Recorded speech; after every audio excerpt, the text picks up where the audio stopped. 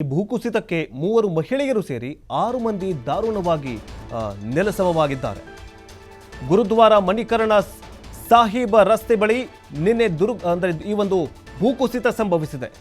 ರಸ್ತೆಯ ಅಂಚಿನಲ್ಲಿ ಕುಳಿತಿದ್ದಂತಹ ಜನರ ಮೇಲೆ ಮರ ಬಿದ್ದ ಪರಿಣಾಮ 6 ಜನರು ಸಾವಿಗೀಡಾಗಿದ್ದಾರೆ.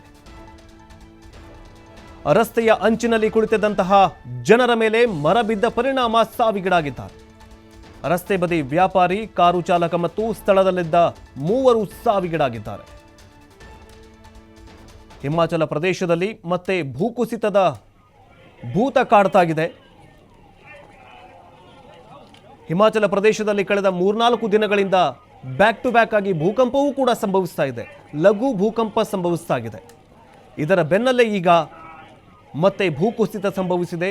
ಈ ಒಂದು ಭೂಕುಸಿತದಲ್ಲಿ 6 ಜನರು ಸಾವಿಗೀಡಾಗಿದ್ದಾರೆ. ಗುರುದ್ವಾರ ಮಣಿಕರಣ ಸಾಹಿಬ್ ರಸ್ತೆ ಬಳಿಯಲ್ಲಿ ನಿನ್ನೆ ಈ ಒಂದು ದುರ್ಘಟನೆ ಸಂಭವಿಸಿದೆ. ರಸ್ತೆಯ ಅಂಚಿನಲ್ಲಿ ಕುಳಿತಿದ್ದಂತಹ ಜನರ ಮೇಲೆ ಮರ ಬಿದ್ದ ಪರಿಣಾಮ ಈ ಒಂದು ಸಾವು ನೋವು ಸಂಭವಿಸಿದೆ.